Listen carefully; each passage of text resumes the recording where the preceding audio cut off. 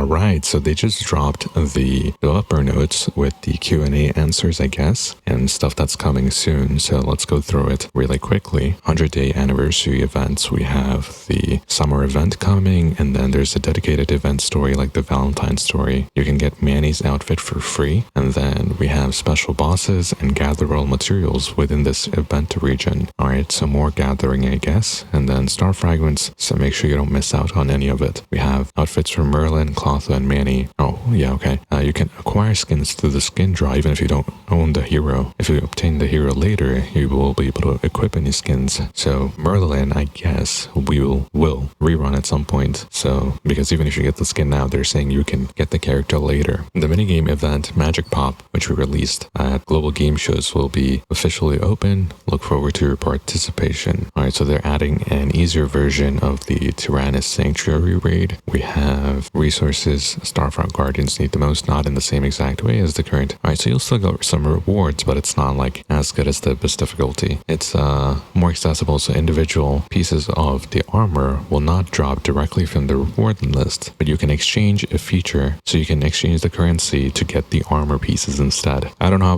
how I feel about that, because you still have to get the other rewards from it, so we'll have to see how that turns out. And then for Star Guardians who find the current Abyss difficulty a bit too challenging, it's nerfed. And then Hell difficulty you can farm for star fragments, grow your heroes, and other stuff. Pet expedition system allows your pets to gather materials on your behalf, whether you need tree sap or platinum ore. You can dispatch, okay, saving you time. Vary on depending the type and grade of the target resource. Furthermore, your pet's grades and unique skills will boost. Okay, so the more pets you have and the better pets you have, the more resources it'll gather. So we'll have to see how much of the new pets in the future. We will keep expanding the pet expedition system, and our goal is to seek out and capture pets. Okay, we'll see how much of this actually is worth it. And then we have time attack ranking, preseason details, unexpected variables and rule related issues might arise. Preseason we had problematic systemic flaws during the before the official season, which I told you that's why they keep running this, because there's so many bugs in this thing. Terrain glitches, shortened routes, gimmicks triggering unintended conditions.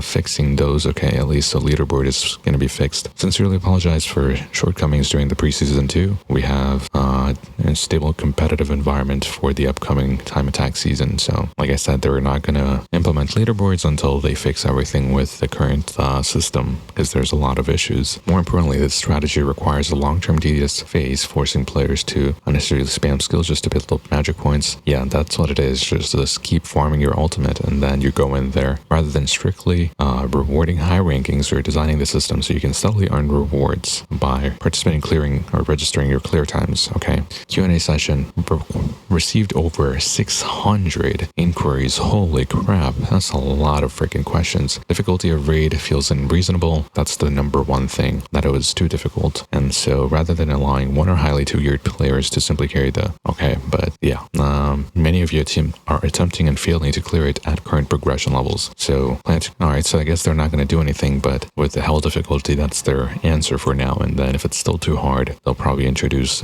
like a proper nerf to Abyss difficulty. And then manually changing equipment and loadouts is inconvenient. They are working on it, and I guess they know that this is causing significant fatigue. So maybe we'll get a addition of weapon presets. I told you guys that they're going to add presets, so you can July 15th, so you'll still have to wait until the next major update, but significantly reducing the hassle of swapping your gear piece by piece. Provide more specific details in the future. Okay, so yeah, we'll have presets, but we'll have to see, like, again, how it's gonna work. Hawk Pass rewards enhancement. Yeah, this is like so stupid. You have purple stones. I already went over this, and you have like 2 legendary stones, a few tiers. So I don't know what the point is. Yeah, so version 1.6, they're gonna change up the Hawk Pass and give us more practical, meaningful rewards. And then Escanor is still gonna get buffed. Escanor is getting buffed. And then scheduled for version 1.6, activation conditions for Greatsword and Axe, enhance utility, and we are making adjustments to raise its maximum damage potential. Anyway, there are not enough star fragments through gameplay during this Q&A or AMA. Scarcity of star fragments, I did mention that as well. Need a little bit more daily or weekly guarantees. In addition to regularly expanding performing resources will gradually increase the amount of star fragments you can earn during events and other stuff. Okay, so I guess they're not going to put it in daily and weeklies, but through events, so we'll see. We want to see a wider variety of events and content. So yeah, we are lacking large-scale events like the Valentine one was the one, and then now the summer event. So they'll still keep the mission-based events, and so it's easier to do, but they're going to do these Hearts of Echoes or Echoes of Hearts per island, and then in the future more of these actual events with story and stuff. Demand for materials is increasing, but the limited supply makes them scarce. Tailor stitching needle and engraving scissors, because you can craft them, you need platinum because you need sunstone, and so we're closely monitoring the rates that require mining and into the new region after. Okay, so I guess every region is going to have platinum, sunstone, and malachite in the future. I guess, dude, just make it cheaper. I don't know why you keep adding more ores. Providing alternative supply route through the version 1.6 event region. Okay, additional gathering and mining materials in the version 1.6 event. You can gather platinum ore, sunstone ore, as well as the flowers required for and stuff required for creating armor. Take advantage of the event region. Occasionally, combined attacks do not track. Oh yeah, okay, this is a big issue. Currently in the middle of a tag out animation, streamline. Yeah, this, I mean, we get it, but like even then, it doesn't always trigger. Even if like you didn't tag out, it's just not going to trigger for whatever reason. So tagging, good to see it's fixed. Volume of inquiries regarding combined attacks more. Okay, realize that current lack of clear in-game explanations has caused confusion, and plan to steadily improve this.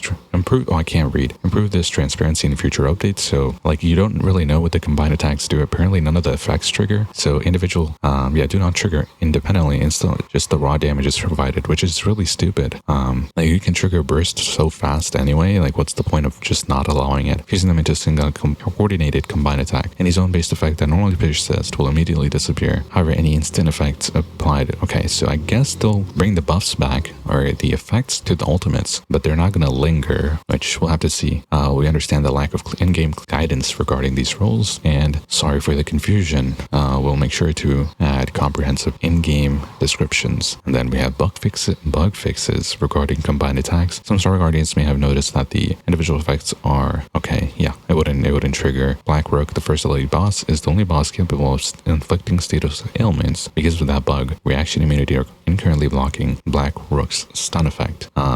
The Black Rook is just a terrible boss. We'll see what they change with that. And then materials required to reset engraved equipment feels unreasonable. In particular, many of them pointed out the risk of your equipment sets provide more. Okay, yeah, I mean, like we don't need more of these, just fine, but like just make it so it's not gonna go lower. It's not that difficult, but it's better than nothing. I guess you'll get more of these. Having to roam every single day to gather resources feels far too exhausting. Current consistently have brought this to our attention. Development team actively mines every day as well, so I don't know about that, bro. I don't know if they play their game. So we fully understand this exhaustion firsthand. Or monitoring this issue, automatically acquire basic materials through pet expeditions. Because of the pet expedition system makes capturing pets significantly more improved.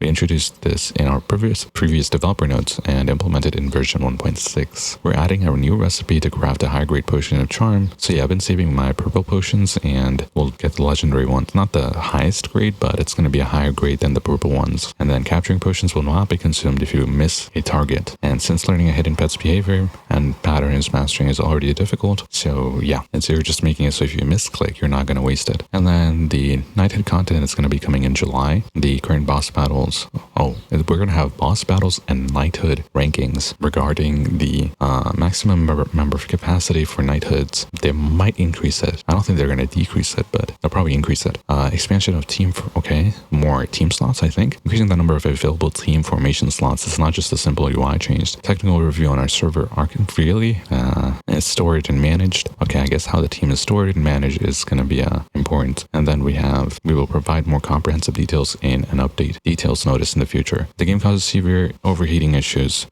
Yeah, I mean, I've noticed that overall stability feels poor.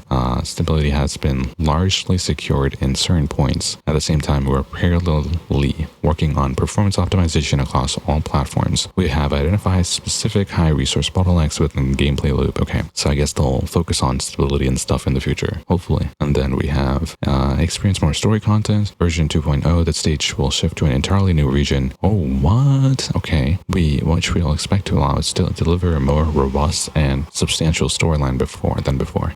Many Star Guardians who missed the original story of the Seven Deadly Sins, who wish to experience the iconic moments inherent in Origin, while completely recreating the original storyline. Oh, interesting. So they'll have a mode where you can relive the story, the major events and iconic highlights of the original series in a condensed format. That's pretty dope. Like all the hype moments from the anime, you can relive that in this game. That would be pretty cool. And then what are your plans for Hero Banner rerun? A lot of volume inquiries regarding the rerun schedule for pickup heroes like Meliodas and Clotho. I don't know if I would pick these up again. If you have them already, just save it for like a future unit. The future units are always going to be better than whatever is coming out now. So in particular, many of you expressed a strong desire to see the rerun of heroes who serve as core DPS characters of each attribute. So, I mean, we kind of have that around, right? We have Lightning Merlin, Ice Merlin, Escanor, maybe like a holy DPS, but Escanor can do that pretty well. Excluding permanent banners, accessible to all players at any time, or technical exceptions, starting the half anniversary mark. Okay, so starting